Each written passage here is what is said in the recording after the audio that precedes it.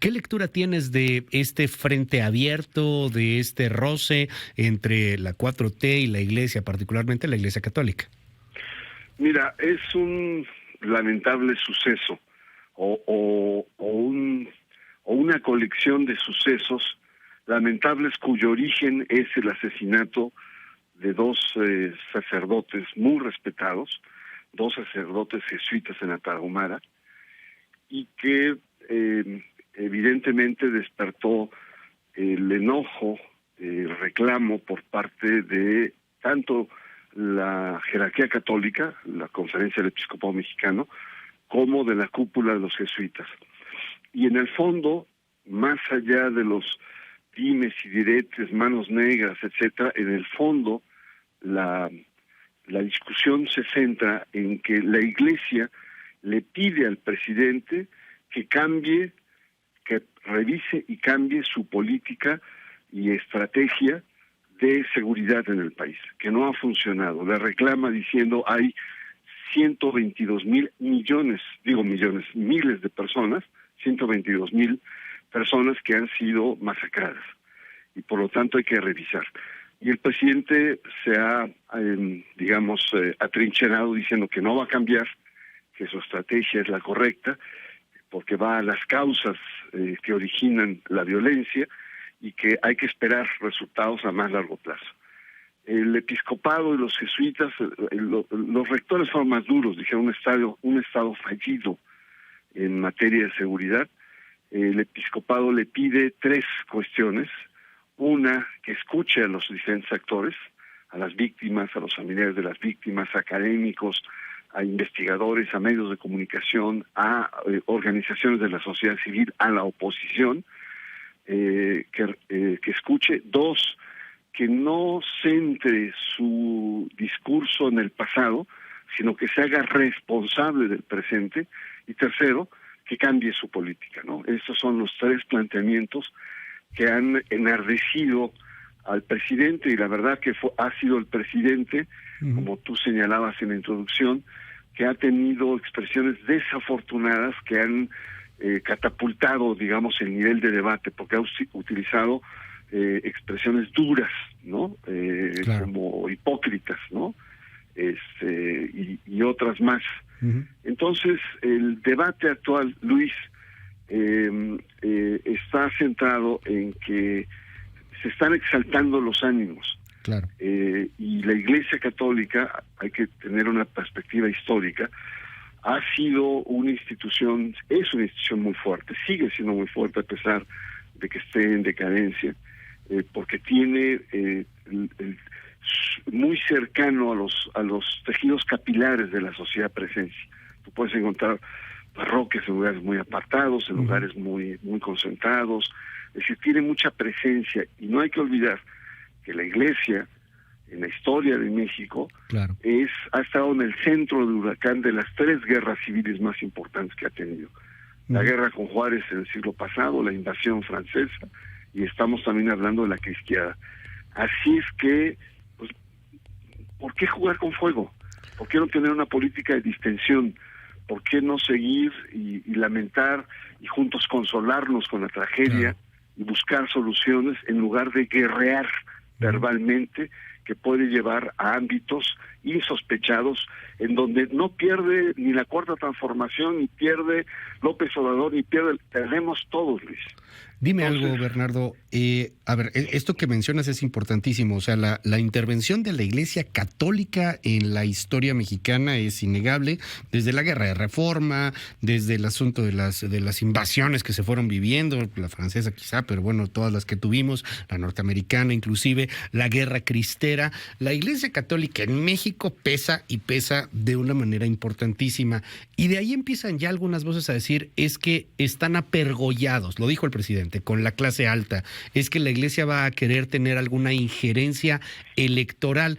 Viene este mito del cual tú has hablado en algún momento hace tiempo, si mal no recuerdo, cuando decían que los panistas utilizaban a los católicos, diciéndole a los sacerdotes que le dijeran a sus feligreses que no cruzaran la bandera porque eso era pecado, y entonces así no votaban por el PRI y votaban por el PAN, dentro de todos estos mitos y cuentos ahí de leyendas que se llegan a dar en torno a la Iglesia Católica. Déjame hacerte la pregunta, ¿qué tanta injerencia pueden tener los sacerdotes, la Iglesia, dentro de este frente en las elecciones que vienen? Mira, yo no creo en el voto religioso. Está demostrado, la Iglesia Católica está atravesada por casi todas las corrientes políticas del país, desde las más conservadoras, que sería el Yunque, hasta las más, digamos, revolucionarias, como podría ser la Teología de la Liberación. Está el tema del Partido Encuentro Social, que creyó tener un nicho con ese más de 10% de evangélicos que hay en México, y no fue así. 2 veces ha fracasado en su intento. Sin embargo, sí hay una cierta influencia. Yo no me cierro. Y te puedo decir, por ejemplo, que dentro de los primeros meses de Andrés Manuel López Obrador como presidente, la Iglesia no vio con buenos ojos que se abrieran a los evangélicos la Cuarta Transformación, que les ofrecieran medios de comunicación, que les abrieran las puertas de Palacio. Hubo ahí un descontento, y dentro de la Iglesia Católica particularmente fue muy duro la atención de la Arquidiócesis de México. La Arquidiócesis de México tuvo señalamientos muy duros en ese momento, editoriales en Desde la Fe, su semanario, y después en el proceso electoral en la Ciudad de México, curiosamente donde está la arquidiócesis, porque se dividió, es donde la oposición ganó en las elecciones cuando se dieron en la Ciudad de México. ¿Coincidencia? No sé. El hecho es que la Iglesia Católica, sectores de la Ciudad de México, tuvieron un papel relevante de contención electoral a la Cuarta Transformación, que ha sido probablemente la derrota más dolorosa que ha tenido en las últimas 2 elecciones. ¿Coincidencias, Luis? Puede ser, pero también puede ser la influencia de una confluencia entre sectores de la Iglesia y sectores de la sociedad que rechazan o no ven con buenos ojos la política, la actitud, etcétera, de Andrés Manuel López Obrador. Así es que yo, no creyendo en el voto religioso, pero me parece que en algunos sectores la moneda está en el aire.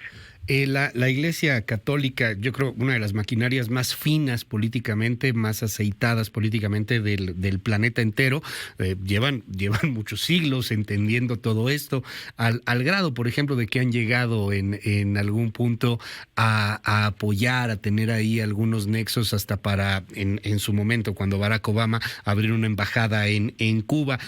Por eso yo quiero cerrar preguntándote esto. El presidente presume mucho el apoyo que dice él o que entiende él tendría el Papa Francisco hacia este tipo de gobiernos, hacia su gobierno, hacia su ideología, y él habla mucho de su admiración hacia el Papa. Yo quiero preguntarte, como un conocedor que eres de toda la maquinaria de la Iglesia, ¿es así? O sea, el Vaticano, la curia, particularmente el Papa, ¿apoya a López Obrador? ¿El Papa sería un seguidor de la Cuarta Transformación, de las ideas y de los discursos del presidente?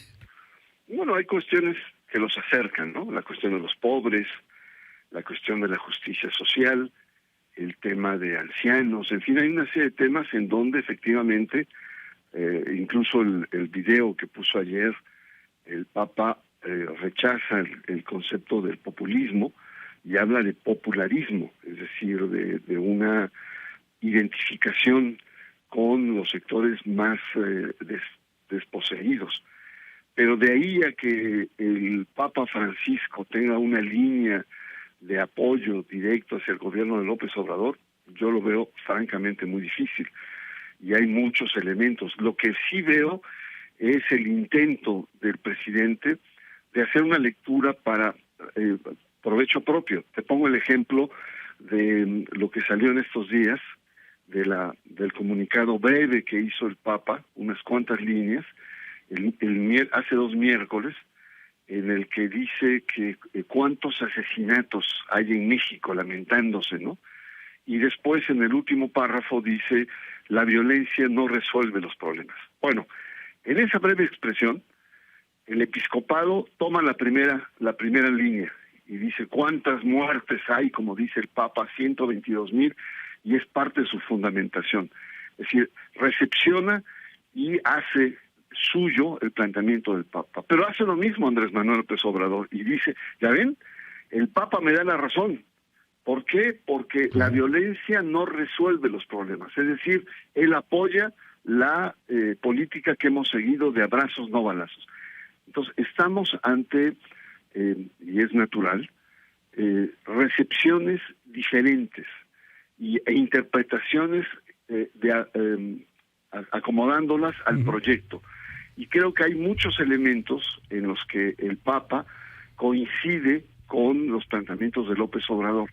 Pero de ahí a decir que hay una línea de un apoyo estratégico, de un apoyo orgánico, de una especie de imbricación, Luis, francamente, no solamente lo veo difícil, sino me parece que es fantasear políticamente dos realidades muy distintas. Bernardo Barranco, te aprecio que nos regales estos minutos aquí en MBS y como conclusión te pediría ¿qué pasaría dentro de lo que consideras si esto va creciendo? Porque no parece que el presidente sea alguien que recule o sea alguien que quiera minorar las cosas.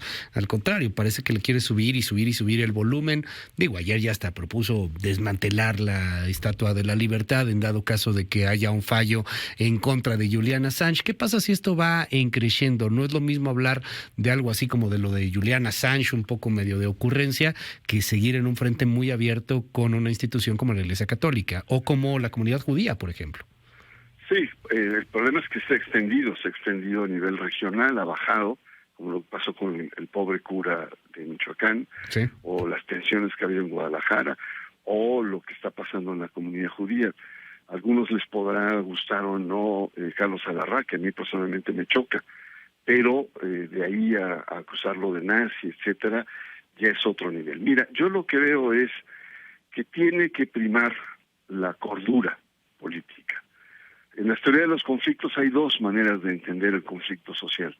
Una es aniquilar al contrario, ¿no? Es una política de neutralizarlo y destruirlo, ¿no? A los rivales, y la otra es utilizar el conflicto como un motor de la historia. Y creo que si opta por lo primero, estamos en una situación verdaderamente dramática en el país. Y yo espero que no lleguemos a eso. Yo más bien lo que espero es que el presidente y la Iglesia Católica tengan una visión de Estado, que reine la cordura.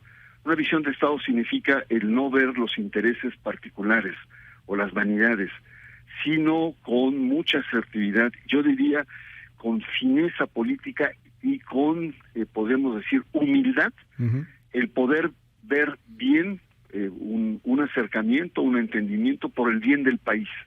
Yo creo que una confrontación entre la Iglesia y el Estado traería niveles de tensión y de inestabilidad social en donde todos perdemos, tú, yo, el conjunto de la ciudadanía perdería. Entonces, caramba, que haya una cordura y que haya sobre todo una visión de Estado que vaya más allá de las vanidades, los intereses y los comportamientos particulares. Creo que hay manera de cómo hacerlo, que el presidente se reúna con ellos, con la cúpula jesuita, que tenga ciertos eventos, que escuche, que no se cierre de manera ciega a que su política, porque la confronta, cree que en lo contrario sería calderonizar, digamos, la seguridad, y eso no se pide, ¿no? Entre los abrazos y los balazos y la política guerrera de Calderón hay muchos matices. Bueno, usarlos, repensarlos, ser agudos, ser inteligentes y no ser viscerales, que creo que es hasta ahora el tono que está llevando a esta polarización. Es Bernardo Barranco, mil gracias por tomarme la comunicación, Bernardo, buenos días. Buenos días, Luis, un abrazo.